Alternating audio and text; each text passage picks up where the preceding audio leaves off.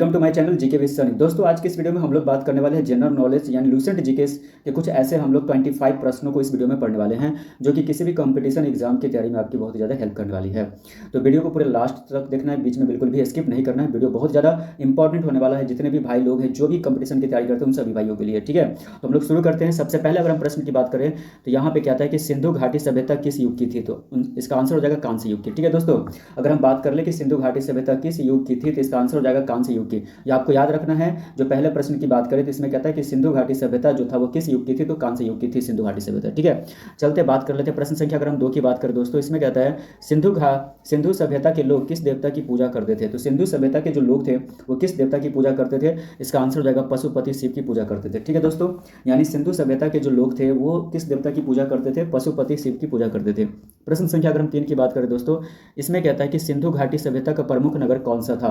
तो सिंधु घाटी सभ्यता का जो प्रमुख नगर था वो कौन सा था, तो मोहनजोदड़ो था। इसका करेक्ट आंसर हो जाएगा मोहनजोदड़ो। ठीक है दोस्तों, यानी सिंधु घाटी सभ्यता का जो प्रमुख नगर कौन सा था, तो इसका आंसर हो जाएगा मोहनजोदड़ो हो जाएगा। प्रश्न संख्या अगर हम 4 की बात करें दोस्तों, इसमें कहता है कि मोहनजोदड़ो का अर्थ क्या है। मोहनजोदड़ो का अर्थ क्या है, इसका आंसर हो जाएगा मृतकों का टीला। यानी मोहनजोदड़ो का जो अर्थ होता है दोस्तों वो होता है मृतकों का टीला होता है। यानी आपको ये चीज़ समझना पड़ेगा कि मोहनजोदड़ो का अगर अर्थ पूछेगा कि क्या होता है तो आपको आंसर बोलना है कि मृतकों का टीला होता है। यानी मोहनजोदड़ो का मतलब ही होता है मृतकों का टीला। ठीक है, चलते हैं प्रश्न संख्या अगर हम 5 की बात करें दोस्तों, इसमें कहता है कि सिंधु सभ्यता के लोग किस धातु का प्रयोग नहीं जानते थे। यानी सिंधु सभ्यता के जो लोग थे वो किस धातु का प्रयोग नहीं जानते थे, तो आंसर हो जाएगा लोहा।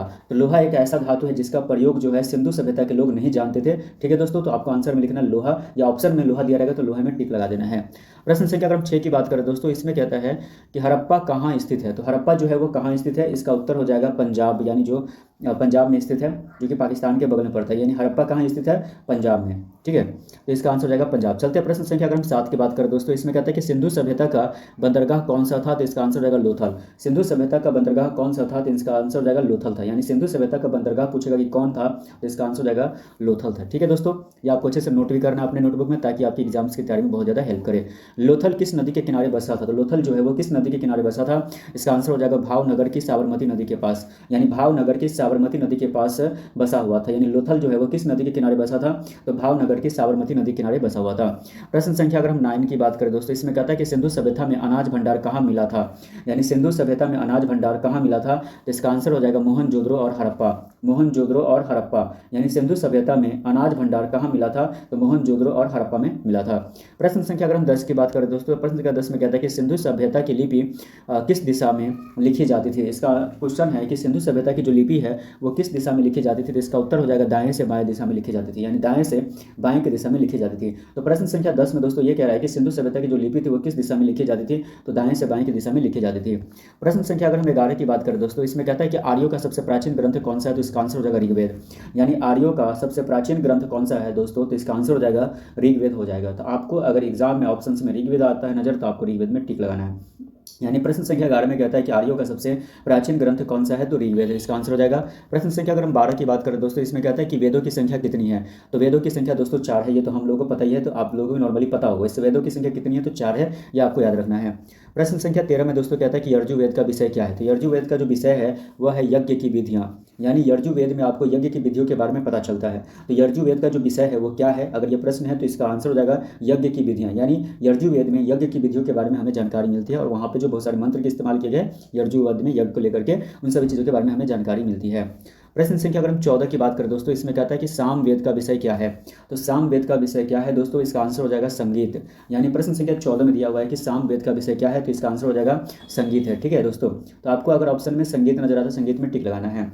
प्रश्न संख्या अगर हम 15 की बात करें दोस्तों, इसमें कहता है कि अर्थवेद का विषय क्या है, तो इसका आंसर हो जाएगा जादू टोना और औषधीय।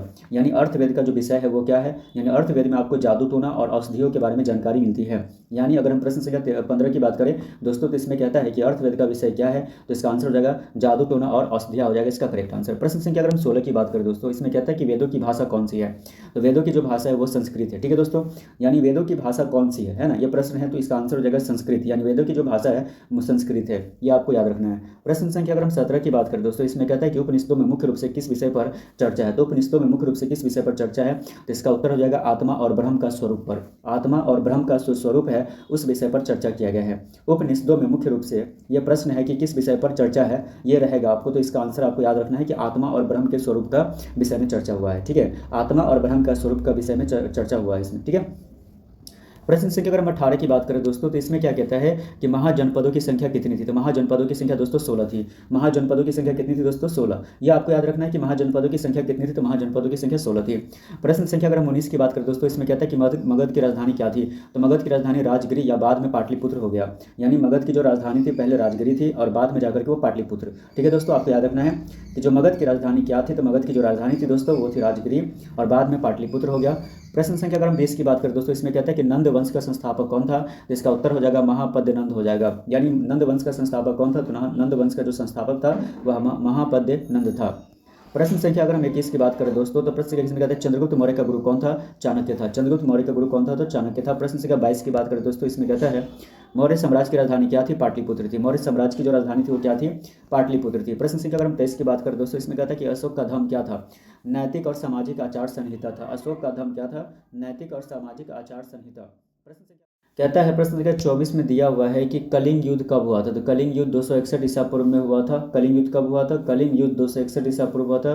प्रश्न संख्या 25 में दिया है कि अशोक का प्रतीक चिन्ह क्या है। तो अशोक का जो प्रतीक चिन्ह है वो सिंह स्तंभ जो कि सारनाथ का है। यानी अशोक का जो प्रतीक चिन्ह है वो क्या है, सिंह स्तंभ है। तो ये आपको याद रखना है।